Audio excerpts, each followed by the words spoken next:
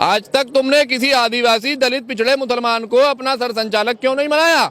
तुम झूठ बोलते हो और एकता का दिखावा करते हो, जबकि तुम ही इस देश को तोड़ने वाले हो और तुम ही इस देश के संविधान को, इस देश के जो बहुजन समाज के लोग हैं उनको खंडित करने वाले। भागवत जो कह रहे हैं कि भारत के 130 करोड़ देशवासी हिंदू हैं, ठीक है, उनके पास भी कहने का अधिकार है, लेकिन मेरे पास भी अधिकार है। मैं उनसे कह रहा हूं कि उनके पुरखे विदेशी हैं। मोहन भागवत के पुरखे ब्राह्मण विदेश से आए, ये बात मैं उनसे बहस करने के लिए तैयार हूं। उनको चैलेंज देता हूं कि वो बहस करें और सिद्ध करें। मैं सिद्ध करने के लिए तैयार हूं कि मोहन भागवत के पुरखे ब्राह्मण विदेशी थे और उन्होंने विदेश से आकर भारत पर कब्जा किया, और साइंटिफिक एविडेंस के साथ मैं ये सिद्ध करने के लिए तैयार हूं कि मोहन भागवत के पुरखे विदेशी थे और उनको विदेशी घोषित किया जा चुका है।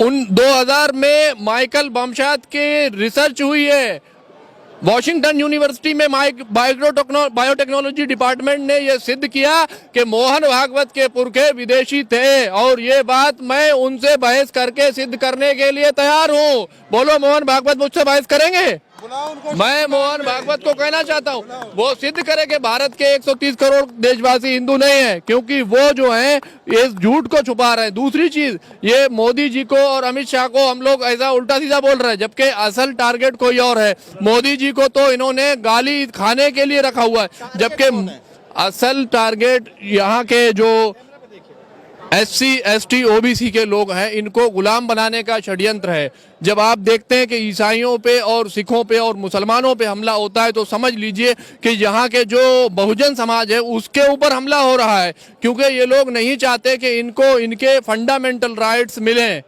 समझ रहे हैं ना, मनुस्मृति लागू करने का कार्यक्रम है, जबकि हम लोग ये समझ रहे हैं कि हिंदू बनाम मुस्लिम है। हिंदू बनाम मुस्लिम नहीं है, ये अंबेडकरवाद बनाम मनुवाद की लड़ाई है, और ये EVM के माध्यम से होने वाले घोटाले को छुपाने के लिए ये स्वयंसेवक संघ हमेशा से कहता है कि मैं समरसता के तरीके से जीता हूँ, चाहे वो हिंदू हो, मुस्लिम हो, सिख हो, ईसाई हो।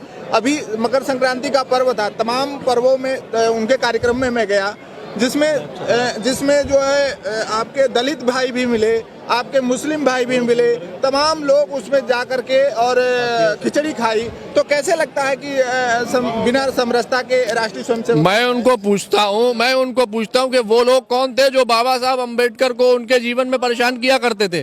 वो लोग कौन थे जिन्होंने भारतीय संविधान को आग लगाई? मैं पूछता हूँ, भारत के संविधान को ये दुश्मन कौन लोग हैं? आप जब भारत के संविधान को नहीं मानते और उसके बाद कौन सी समरसता की बात करते हैं? वो लोग तो ये कहते हैं कि हम संविधान को नहीं मानते। संविधान को अगर तुम नहीं मानते हो तो कौन से समरसता की बात कर रहे हो? तुम भारत के तिरंगे को नहीं लहराते हो, भारत के तिरंगे को तुमने 52 साल तक नहीं लहराया, कौन सी समरसता की बात कर रहे हो? जब तक तुम भारतीय संविधान को नहीं मानोगे और भारत के तिरंगे को नहीं स्वीकार करोगे, तब तक समरसता की सारी बातें झूठी हैं, और इसके लिए तुम्हें भारतीय संविधान को मानना पड़ेगा और स्वीकार करना पड़ेगा कि ये 130 करोड़ देशवासी इसी देश के नागरिक हैं। ये कोई भी धर्म के आधार पर नहीं बना ये देश, इसीलिए हम बार बार कहते हैं। महात्मा गांधी उनके कैंप में गए, जी, वहाँ पे उन्होंने देखा कि उन्होंने किसी से पूछा कि भाई आप क्या नाम है आपका? तो आप पूरा नाम बताइए। उन्होंने आधा नाम बताया, पीछे का नाम जो सरनेम होता है उन्होंने बताया नहीं। तो उन्होंने पूछा पूरा नाम बताइए, तो कह रहा हमारे यहाँ तो बस एक ही नाम लिया जाता है, उसका सरनेम नहीं बताया जाता,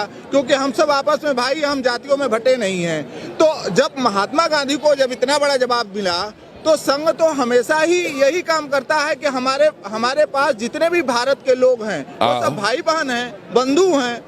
अगर संघ ऐसा कहता है तो मैं संघ को पूछना चाहता हूं कि संघ का जो राष्ट्रीय सरसंचालक होता है वो आज तक किसी मुसलमान को क्यों नहीं बनाया? क्यों नहीं बनाते हो किसी दलित को अपना सरसंचालक? झूठ बोलते हो और दिखावा करते हो एकता का। तुमने इस देश को तोड़ने का काम किया है। अगर तुम एकता की बात करते हो तो मुसलमान को, किसी दलित को, किसी आदिवासी को अपना सरसंचालक बनाओ। आज तक तुमने किसी आदिवासी, दलित, पिछड़े मुसलमान को अपना सरसंचालक क्यों नहीं बनाया? तुम झूठ बोलते हो और एकता का दिखावा करते हो, जबकि तुम ही इस देश को तोड़ने वाले हो और तुम ही इस देश के संविधान को, इस देश के जो बहुजन समाज के लोग हैं उनको खंडित करने वाले हो। संघ ये कहता है कि हमारी जो प्राथमिकता है, जो स्वयंसेवक शाखा में आता है, शाखा के जरिए ही वो आगे पहुंचता है।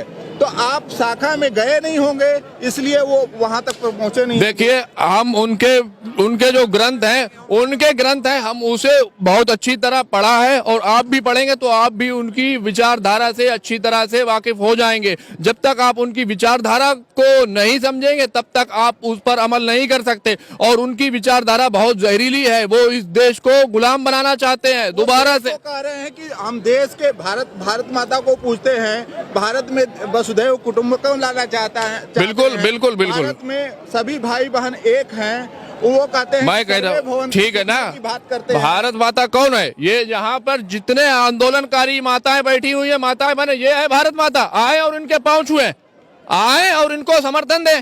कितने स्वयंसेवक आएंगे यहाँ भारत माता को? ये आज 35 दिन से यहाँ पे भारत माताएं इतनी सारी बैठी हुई हैं, इनकी सेवा करने कितने स्वयंसेवक आए?